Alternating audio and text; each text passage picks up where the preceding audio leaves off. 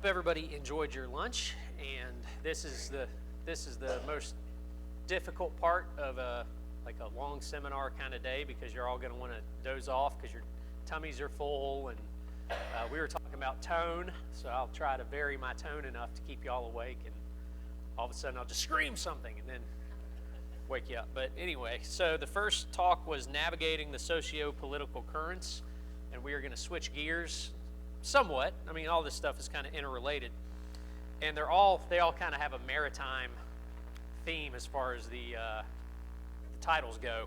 But this one is Avoiding the Rip Current, or Don't Drown in a Ministry. So a big concern at the beach is the rip current. This happens when where you have an area of waves that are washing ashore, and then the backflow from the waves, the water finds a path of less resistance than the surrounding areas. So if you have a break in like an underwater sandbar that you can't see, then it might produce this rip current pulling out from the shore.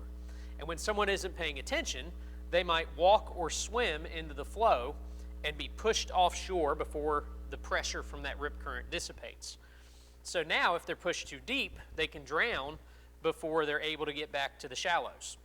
And this is especially a problem if the person's already been swimming around earlier in the day and beach combing and playing in the sand and out in the hot sun, and fatigue has already set in. So now they have to exert themselves in this huge way, but they're already tired, and now it might be too late. So you might enter into a ministry position, and it all starts out like a day at the beach. A few months into it, you hit your stride and sailing is smooth, but at some point you realize that fatigue set in a while back, and now you're in over your head. And I'm carrying this analogy as far as I can.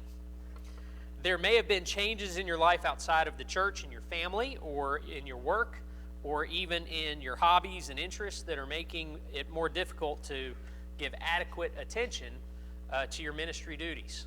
Now, I'm putting all this kind of around like ministry duties, like if you're involved in the missions committee, or if you're involved in the praise team, or if you're involved in the men's group, or if you're like Cody and you're involved in a little bit of everything, plus you have your work, plus you have your family, all this stuff. You can add little bits to your life slowly, and by the time you realize what's going on, you're already kind of deep into a lot of commitments. So just because this has to do that I'm kind of focusing around ministry commitments, you can take these principles anywhere that you go in life. So you're in over your head, but you feel obligated to stick it out. After all, you're no quitter. You look around at others who seem to be cruising along just fine and think that maybe you just need to toughen up, or you need to improve your attitude, right? You just need an attitude adjustment. The pastor or your peers or the parents or the kids or all of the above are depending on you, and you can't let them down.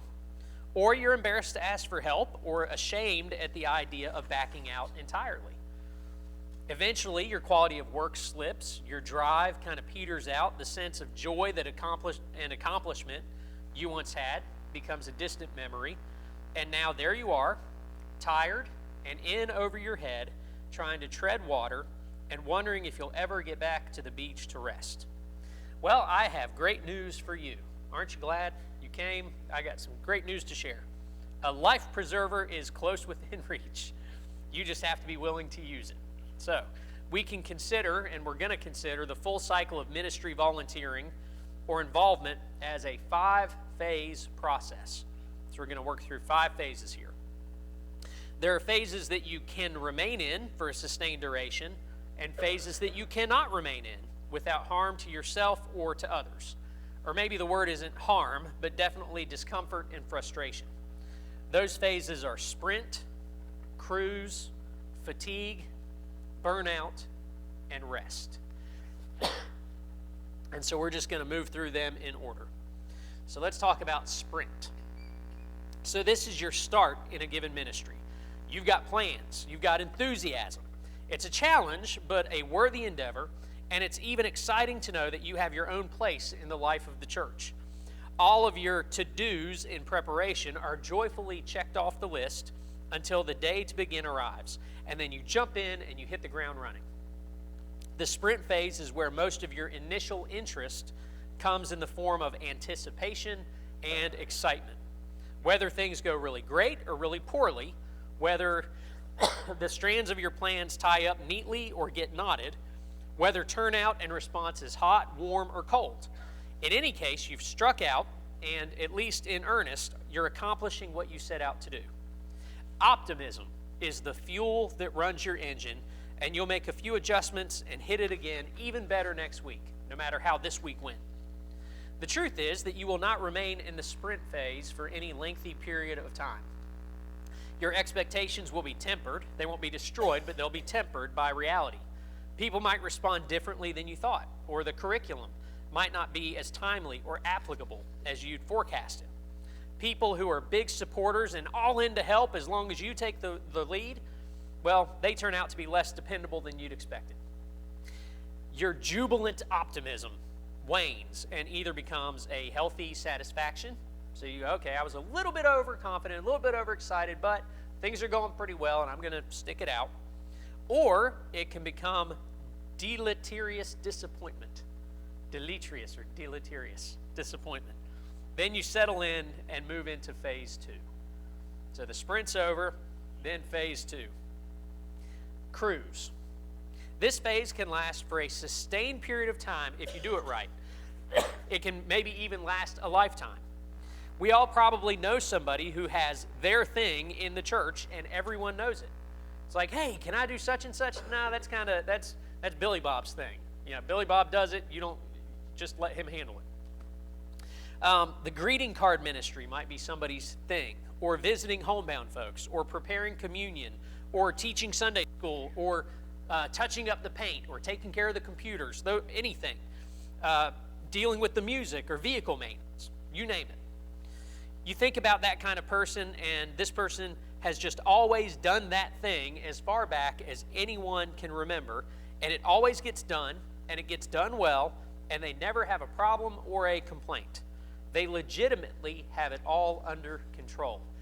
Linda Baker has kind of asked to slowly phase out of this, but whenever there was any kind of funeral meal or any kind of planning for an event, you could just call Linda and say, hey, this is coming up. Can you help out? And she'll go, just leave it to me. And she gets the right people in place. She asks for helpers. She figures out how much food to order. She gets the timing right. You go, I think we're going to get 5 gallons of milk. And she'll go, no, people will never drink 5 gallons of milk. Get 1. 1 gallon of milk for a breakfast? Yeah, and then you end up with half a gallon left over because Linda just does her thing. She knows how to do it. And you just set her loose and watch it go.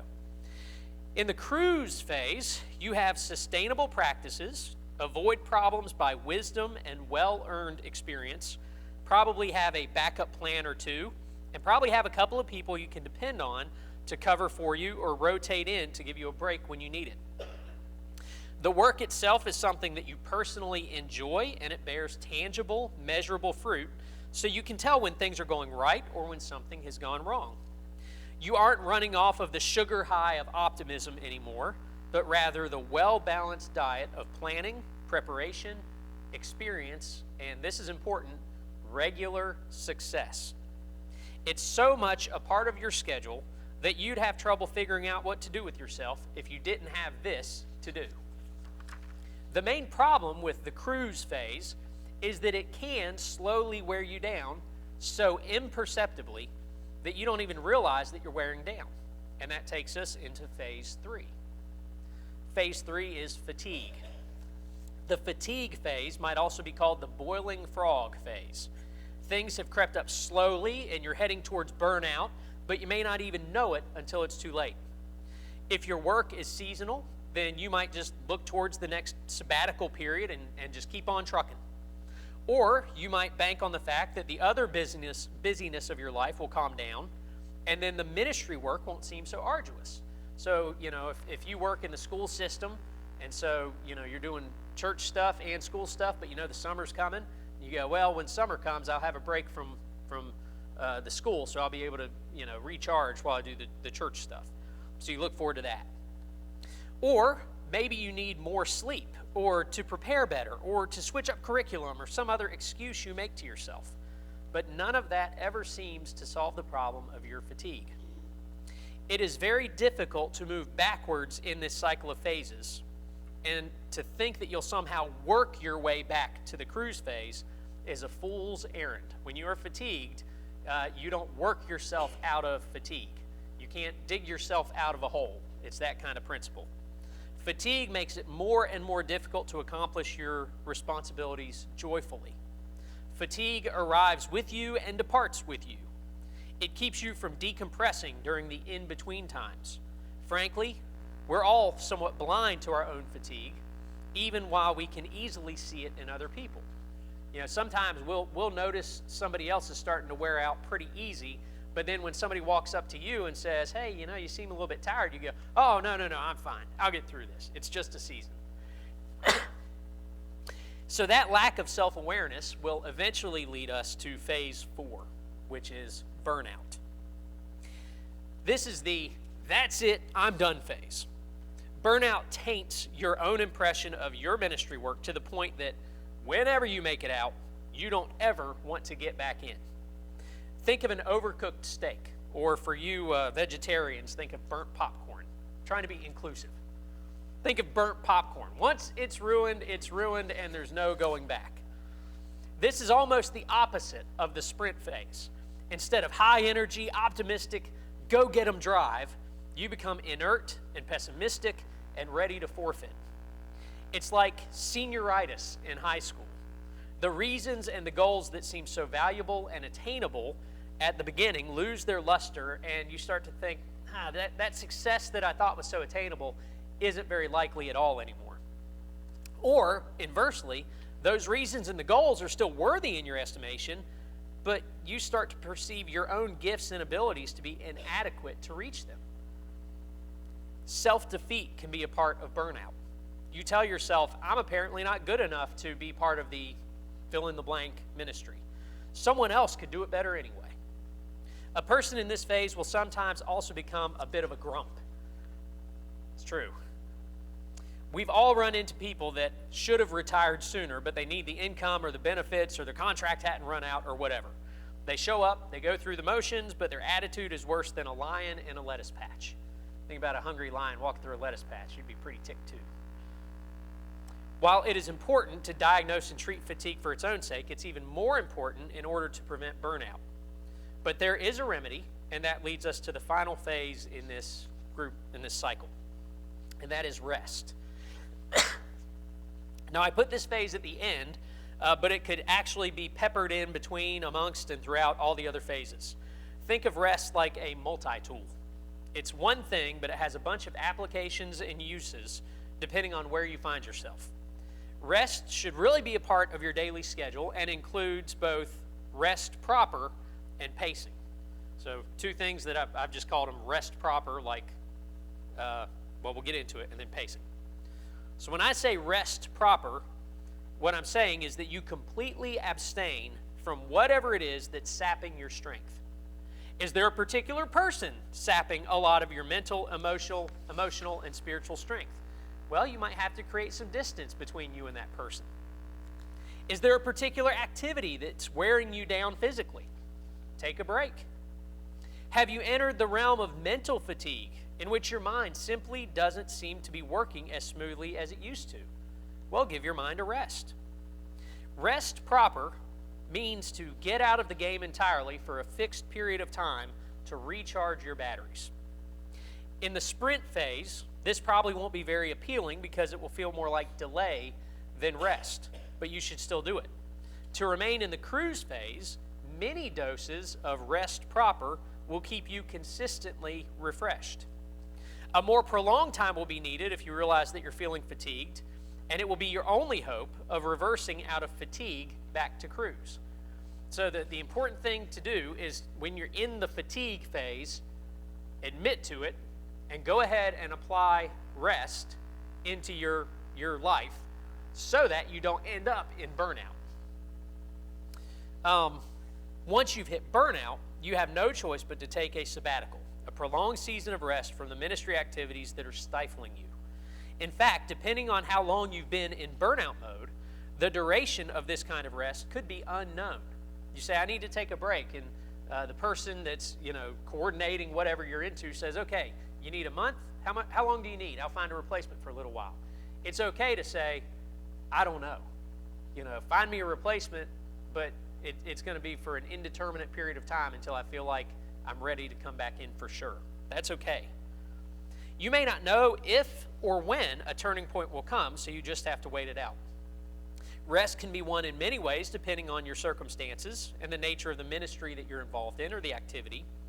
If general busyness is the offending cause, look for other things that are lower priority to pause or eliminate completely from your schedule. Just because you're doing a number of good things does not mean that all goods are equal or that they can't have a negative impact on you. So let's say you're feeling really tired, really fatigued, on the verge of burnout, and now you have to decide what you're going to drop out of your schedule. Well, you need to step back and make a list of all the things that you're involved in and assess your priorities. What is priority 1, 2, 3, 4, 5? And even if you see that priority 1 is what's causing you the most fatigue, you can alleviate that by resting from other things so that you can focus more, give more of your attention and your energy to thing number 1, so that even though the fatigue might be there, you can alleviate that fatigue before it becomes an issue. Perhaps you need a partner in the work. Someone else to help you carry the load might provide the relief you need without having to step away completely. Another option is to find someone to alternate with or a group to rotate in and out of work in regular intervals. The Sabbath itself is a cyclical rest period meant, among other things, to create a balance between exertion and recovery. So take that God-ordained model and apply it where you need it. So now we'll talk about pacing. Pacing can make all the difference in the world. Rome was not built in a day, and the church has been spreading slowly like leaven through the world for 2,000 years, and it's very likely that your ministry will mature best when it matures slowly. Or a better way to state that would be to mature efficiently and effectively. Peter Drucker has defined efficiency as doing things right, while effectiveness is doing the right things. So efficiency is doing things right. Effectiveness is doing the right things. While it's useful to differentiate between the two, it's most beneficial to do both at the same time. That requires patience and calm fortitude over time. It means that you accomplish excellence in a stable, methodical, resolute way. When God gives you paradigm-shifting accomplishments, when you say, wow, this is a huge step in the ministry, wow, we've really turned a new corner, this is a huge level of success, don't lose your focus. Continue on plodding forward in the same way and get back to work just like you were before. On the grand scale of history, we can look at someone like Leonardo da Vinci as an example of pacing, especially in the larger society. In his notebooks, Da Vinci diagrammed his theoretical inventions based on principles that he knew were valid. Yet at the same time, he was stunted by the practical technology of his day. A lot of his ideas, they just simply didn't have the technology to execute. The pace of progress on the scale of centuries shows us that not everything we would like to accomplish is, in reality, practically attainable. If we shrink that principle down to the smaller scale, to our capacity for progress as members of the church, we will also struggle with the reality that we simply cannot accomplish everything we want to accomplish in a single day, or in a week, or even in a year. Or we can't accomplish it with our available resources. So manpower, cash, free time, know-how, and so on. We might have a goal set before us, but we have to understand, not a goal set before us, but a goal set before us that we simply have to put on the back burner, because while it would be a good thing, we just don't have the means to build what we want to build just yet. But if we apply our minds to do the right things, and to do them right so far as we can without exhausting ourselves in the process, it will surprise us what we can accomplish eventually. And the saying goes that you can never accomplish as much as you'd like in a year, but you'll be amazed at what you can accomplish in 5 years. There's a reason why God chose to reveal himself progressively over time instead of taking on flesh immediately after the fall. people require time to grow and to adjust, for information to percolate through our brains and to be converted into wisdom through application and experience. It takes time for us to observe and to understand. We often need to make a few test runs before finding the sweet spot in our routines that maximizes productivity. Now let's think about the principle of pacing in two common scenarios. So first, when you're entering into an existing ministry, so it's already going and you're jumping in to be a member of the work that's already in progress. When you're entering into that existing ministry, if at all possible, be a helper, be a follower, be a disciple, and an observer for longer than you might naturally intend. You don't have to rush. Be patient. Take it all in. Apply your energy to understanding the mission and the strategy and the end goals. And as you grow into the character and the nature of the ministry itself, and you invest your own gifts and talents into it, then take on more responsibility only after you've gained ground in genuine familiarity with what's going on. Believe it or not, this slow start will pay larger dividends in the end because you won't be exerting yourself in so many ways all at once. It will also protect you from making stupid, costly mistakes that will sap your energy and sap your own confidence unnecessarily. Raise your hand if you've ever made a stupid mistake because you tried to jump into something too quick. All right, very good. We're all being honest. That's good. But secondly, perhaps you've seen a need and you desire to meet that need with a brand new ministry. It's a new work that you're heading up. What if it seems like a really grave, urgent need and has to be addressed as soon as possible? Well, the fact of the matter is that your perception of urgency is often greater than the objective level of urgency. Because you're excited or have an aha moment doesn't actually define anything about the circumstances. You can afford to take a step back and assess what you'll need, not only to start something new, but to carry it through to completion. As a side note here, pacing will also be affected by the end goal you aim to accomplish. Pacing for participation in a Christmas parade will look much different than pacing for starting a praise team. You need to know the reason why you're going to do what you're going to do before you do it. You need to honestly assess whether you can accomplish it alone or if you need a team. You also need to have comprehensive or big picture plans and strategic or individual step kind of plans. So when we talk about comprehensive planning, you're talking about the overall goal, the end goal of what you're trying to accomplish. Strategic planning is the little steps that get you there to that end goal. The strategic plan is the means by which you accomplish the comprehensive plan in measurable, bite-sized chunks. Your strategic plan has to be measurable. You have to be able to assess your progress. If you have a strategic plan that has no milestones to hit, no schedule to stick to, no accomplishments to measure by, then it's not really a strategic plan at all. It's just a daydream. You have to define those small steps in order to get to the bigger end goal. How well you execute will be determined by how well you plan. Your pacing strategy cannot be adopted until you've adequately distilled a certain subset of important details. So here's an example. Prep for the Christmas parade will require a team, and the vast majority of the project will be done in the sprint phase. The end goal is obvious: to glorify Christ and represent the church well to the general public. The purpose is to evangelize those folks in the area that don't know the difference between Advent and an aardvark. Strategic steps include garnering buy-in from a dependable team that will bring the plan together, not just warm bodies, but people that you can actually depend on. Registering for the parade, raising funds, designing and building the float, communicating the gospel clearly and concisely. You're going to get about 5 seconds in front of each person on the parade route. How are you going to communicate the gospel as effectively as possible to each person that you pass on the parade route? Let's see. You need transportation to, during, and then away from the parade route.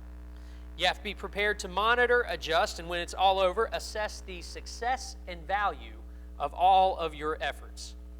Needless to say, preparation and execution for the praise team will share very little in common with the parade team, except for the core principle of glorifying Christ.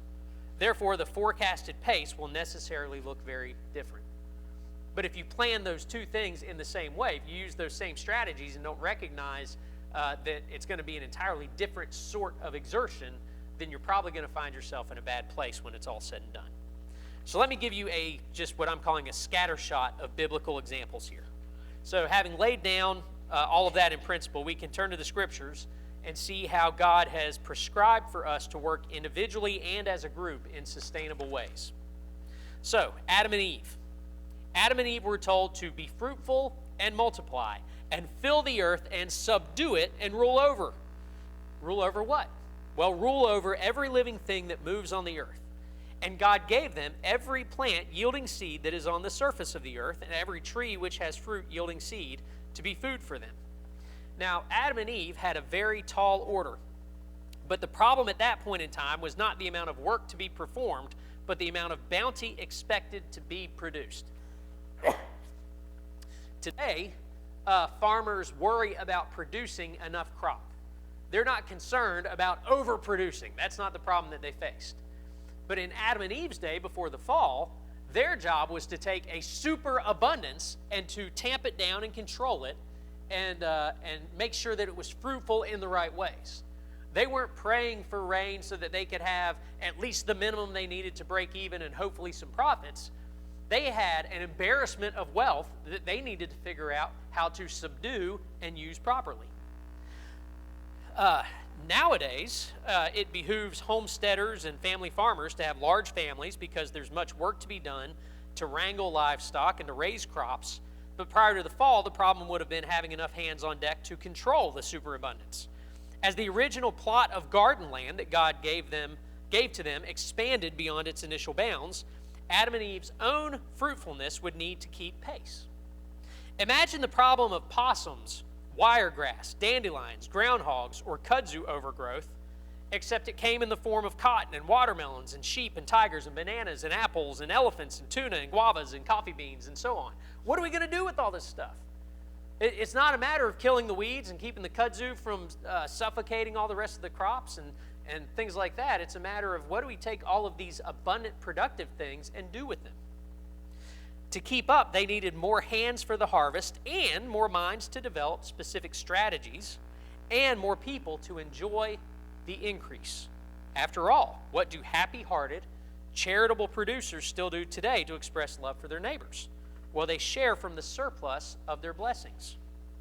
Keeping pace in a sustainable way during an extremely prolonged cruise phase was going to take all of their planning, all of their preparation that they could muster. And God, through his command to be fruitful and multiply and subdue and rule over, was preparing Adam and Eve to take it all on.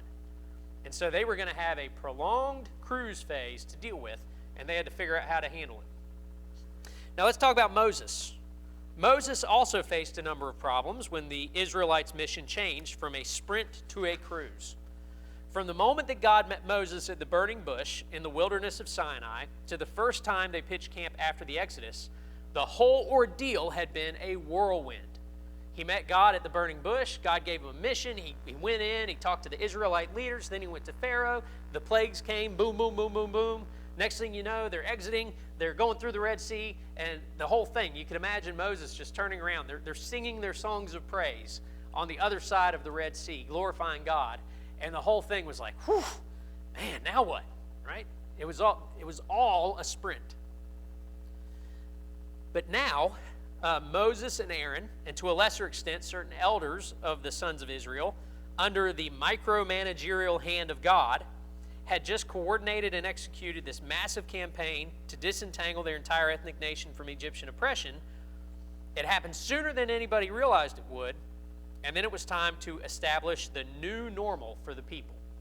We used to know what it was like to live in Egypt. Now we got to figure out what it's like to live outside of Egypt. In Exodus 18, we get a glimpse of the administrative issues that Moses may never have predicted that he would have. As the source of leadership in Israel, the Israelites naturally looked to him to adjudicate amongst them within the new political dynamic. How were they all supposed to live with each other as free people without the predetermined Egyptian socio-political structure that they'd always been a part of? "We know," they said. "Let's ask Moses." But in the transition from sprint to cruise, not only was adequate rest lacking, it wasn't built in, but also a strategic shift that would allow Moses to get his work done without being overwhelmed. Jethro, Moses' father-in-law, turned out to be the source of very wise and helpful advice. It came about the next day that Moses sat to judge the people, and the people stood about Moses from the morning until the evening.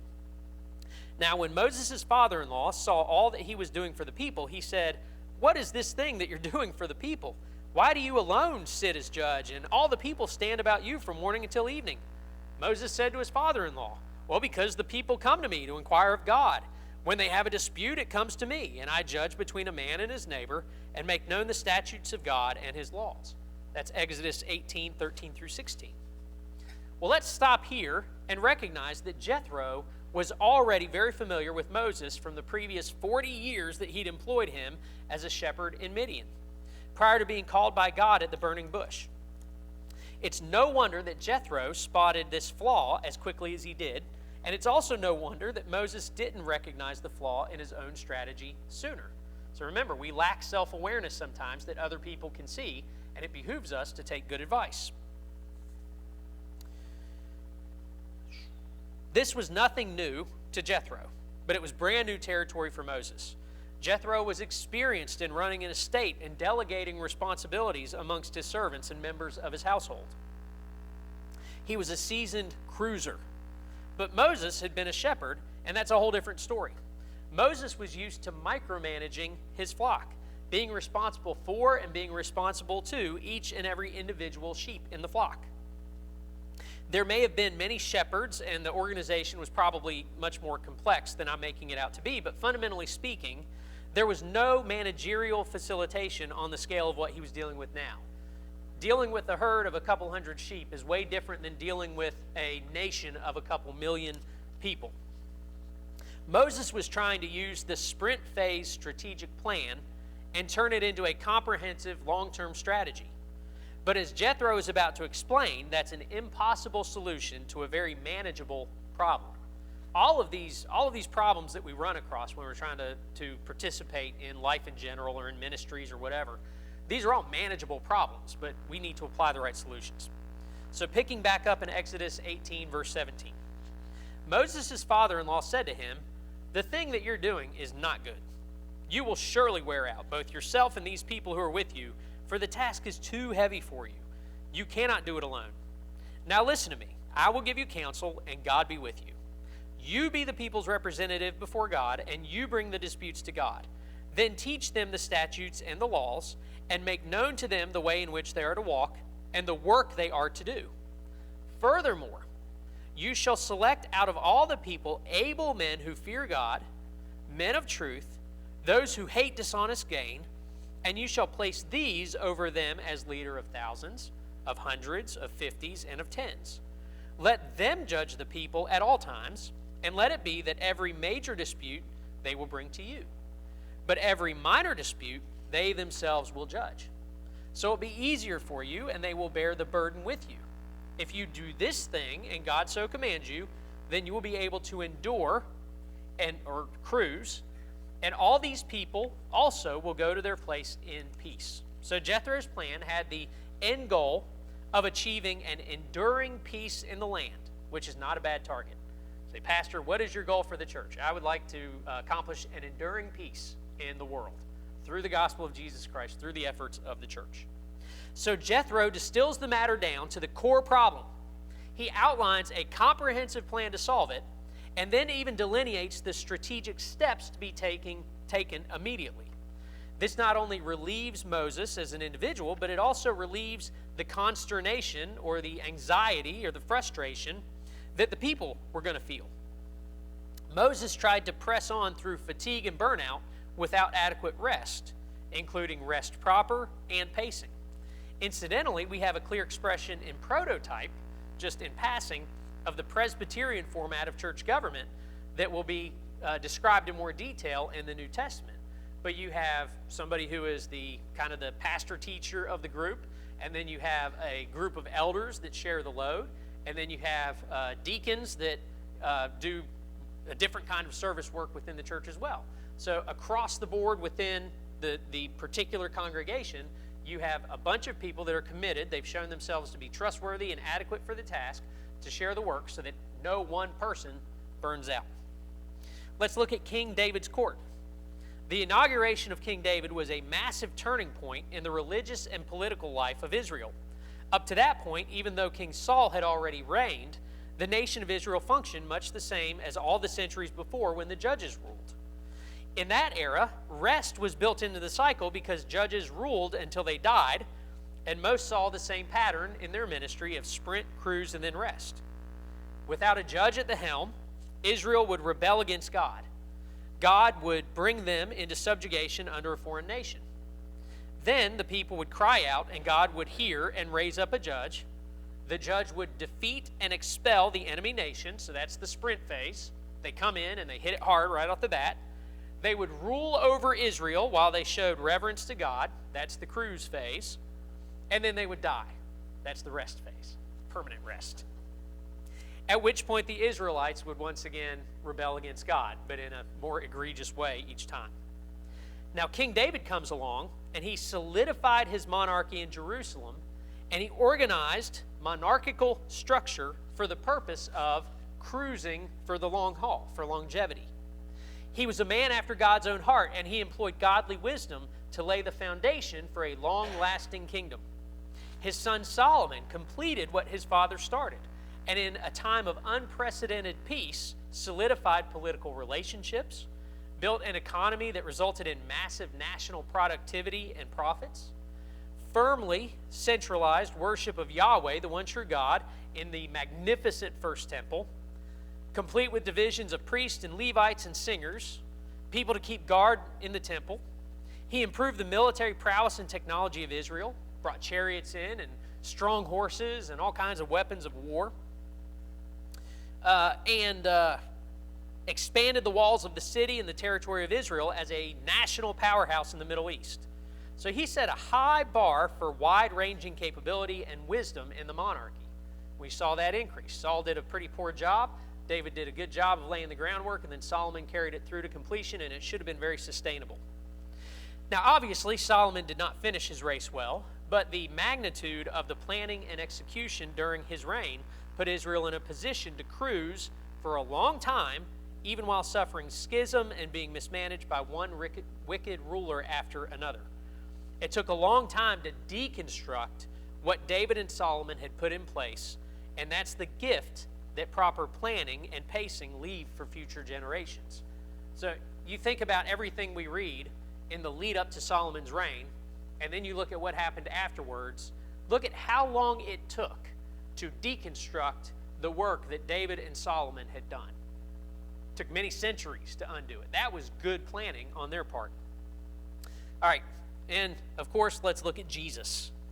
In John 14:12 through 15, we read, "Truly, truly, I say to you, he who believes in me, the works that I do, he will do also. And greater works than these will he do, because I go to the Father.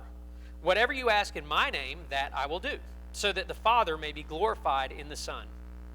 If you ask me anything in my name, I will do it. If you love me, you will keep my commandments."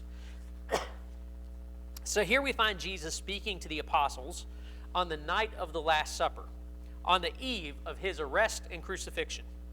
But first, we're going to go back in time a little bit here. First, recall back to the appointment of the apostles. Matthew, Mark, and Luke each record how that came about. So here's Luke's account from Luke 6:12 through 13. "It was at this time that Jesus went off to the mountain to pray, and he spent the whole night in prayer to God. And when day came, he called his disciples to him and chose 12 of them, whom he also named as apostles."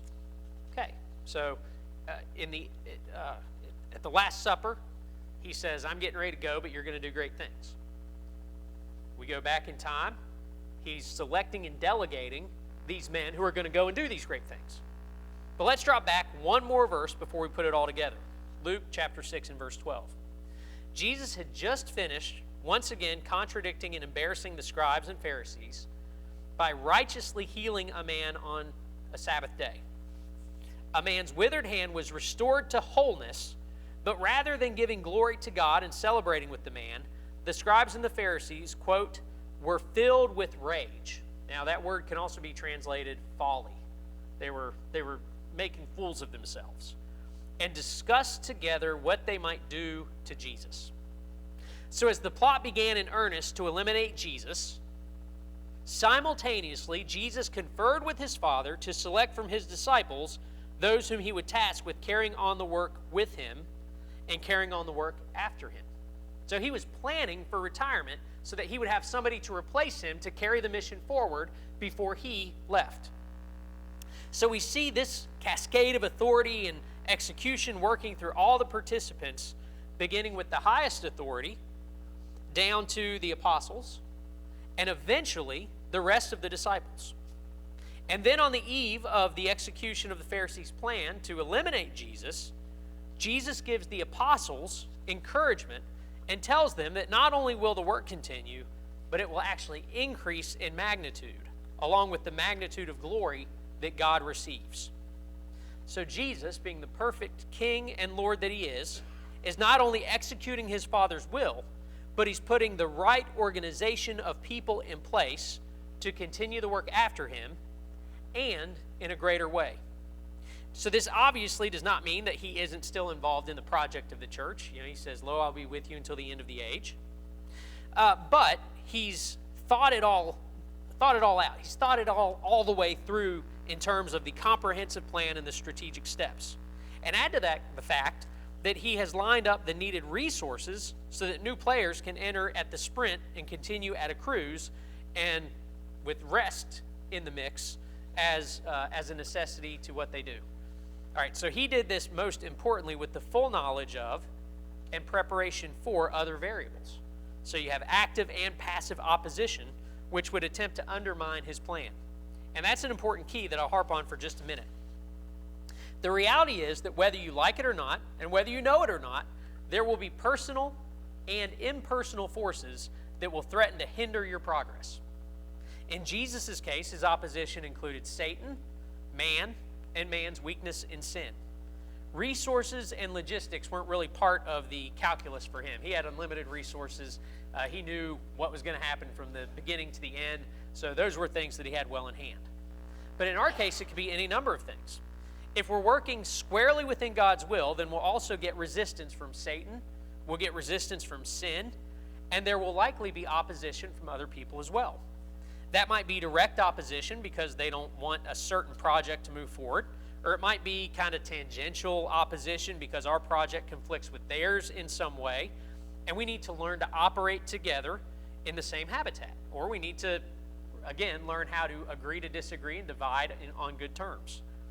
And of course, there will also be those impersonal issues like availability of resources that require address as well. So in my ministry, am I proactively on the lookout for possible challenges and not only solving those issues, but looking for ways to eliminate them coming up again in the future? Am I preparing the ground only for today or for tomorrow and next year and future generations as well? Am I expecting a limited life cycle, or is this something that could go on in perpetuity, and planning accordingly for it to cruise on beyond my days? And the last example we'll look at, and we're drawing to a close, is the church. We have the example of the church in Scripture. Paul told Timothy and Titus to appoint elders in every city. And what's the importance of this? Well, Paul told individual congregations to take advantage of their surplus, skills, talents, giftings, for the sake of other people's deficits. Are we doing likewise? Every individual congregation was capable of being a standalone unit, but was also keenly aware and constantly reminded that it was part of a larger ecosystem of believers. So have we budgeted for that? At Faith Country Chapel, do we operate as a silo, or do we operate with the understanding that there are a whole bunch of other congregations that we ought to be intermingling with and sharing resources with, both giving and receiving? Pretty much the entirety of the book of Acts is a living lesson on how to sustain a ministry work for the long haul. Luke begins on the large scale with the institution of the church, the outpouring of the Holy Spirit, the community of believers, and the rise of opposition. Then we see case study after case study of how to meet and overcome challenges. And then add to all this the epistles, or the letters, in which the general narrative of case study becomes personalized. And we really get into the nitty-gritty of life together as a large-scale evangelistic missionary organization. Think of it like starting on Google Earth with the whole world hanging out there in outer space, and then zooming in and zooming in and zooming in until you get down to the scale of a husband and wife sitting on their back porch talking about the in-laws and budgeting and the kids' schooling and what's for supper.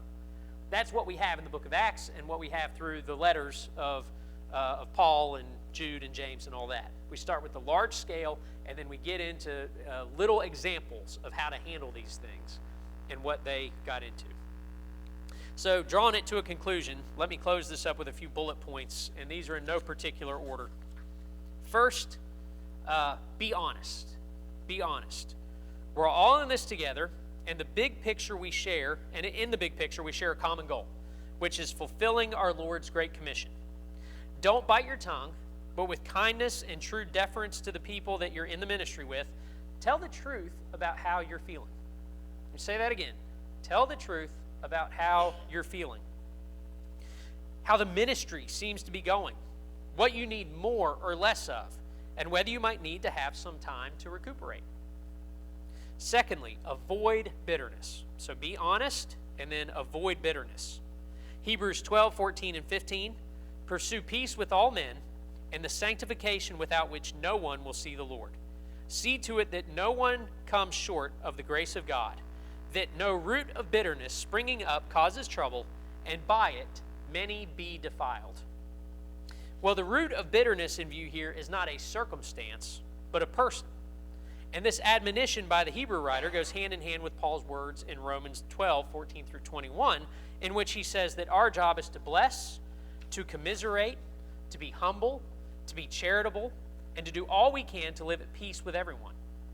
So if you're getting frustrated with someone, don't let that fester under the surface, but deal with it as a brother or sister in Christ.